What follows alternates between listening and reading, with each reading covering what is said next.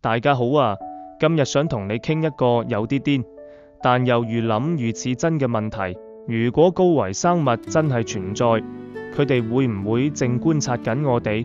唔係科幻片，唔係陰謀論，我哋慢慢由物理、感知同哲學角度諗一諗。問題唔係佢哋存唔存在，而係就算佢哋企喺你面前，你都未必察覺到。點解？今日我想同你講5個原因，解釋點解人類可能永遠都理解唔到高維生物。大家諗下，可能睇完之後，你會開始懷疑，你而家見到嘅世界究竟係真相，定只係一個投影？第一個原因，我哋被困喺維度入面，我哋生活喺3維空間，加一條時間軸，向前、向後、向左、向右、向上、向下，再加上時間不停向前流。但如果有一種生物係生活喺4維、5維，甚至更高維度呢？打個比喻，如果你係一個3維人類，而你望住一張紙上面嘅2維角色，對嗰個角色嚟講，你係神，你可以隨時由上面望落去，可以一下子見到佢嘅過去同未來，可以突然喺佢世界出現一隻手，又突然消失。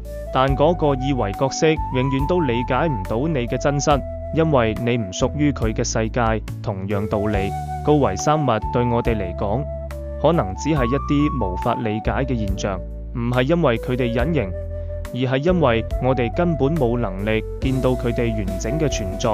係咪已經有啲不安？放心，後面仲癲。第二個原因，我哋嘅感官本身就係個過濾器。你有冇諗過，其實你見到、聽到、感受到嘅世界，唔係世界本身，而係你大腦剪輯過嘅版本。我哋只睇到可見光，聽到好窄一段頻率嘅聲音，紅外線、紫外線、無線電波、X 光，全部一直喺你身邊穿過，但你完全冇感覺。如果高維生物嘅存在方式係透過我哋感官範圍之外嘅頻率或者結構呢，咁佢哋對我哋嚟講就好似 WiFi 信號對原始人咁，一直都喺度，但你冇接收器，所以有時你覺得怪怪地，覺得有啲嘢好似存在，但又捉唔到。可能唔係你幻想，而係你大腦只收到咗一啲雜訊，係咪有啲熟口熟面？第3個原因，高維互動會被我哋誤解成超自然。如果高維生物真係干預過我哋世界，你估我哋會點理解？神、鬼魂、命運、巧合、靈感、第六感？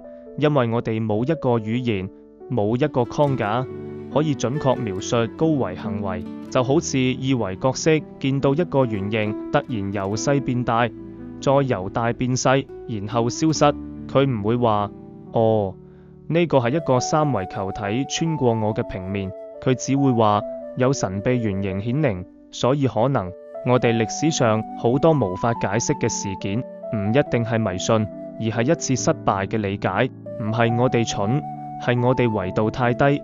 第4個原因，我哋嘅大腦唔係為理解真相而設計，呢一點先係最殘酷。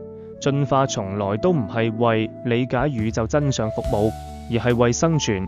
你嘅大腦重視嘅係食唔食到嘢，會唔會死，有冇敵人，有冇伴侶，高維結構、宇宙本質、存在意義。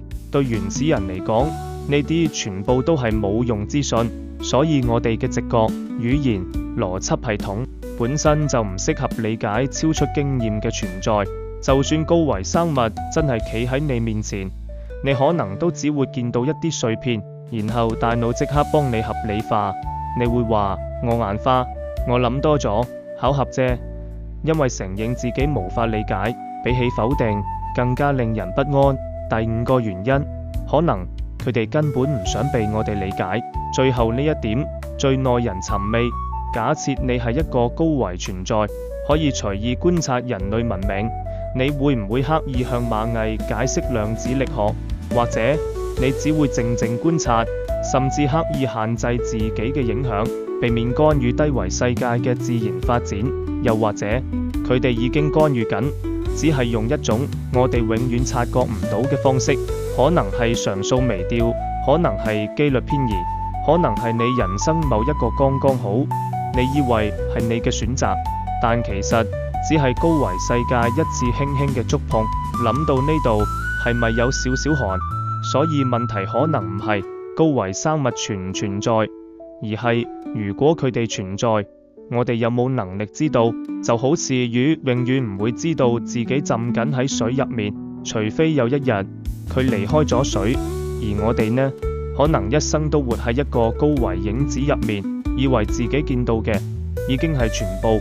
最後留一個問題俾你，如果有一日你突然發現世界某啲規律唔合理，某啲巧合太完美，某啲選擇早已注定，你會話算啦，諗多咗，定係會開始懷疑我哋可能一直都唔係孤單？大家諗下。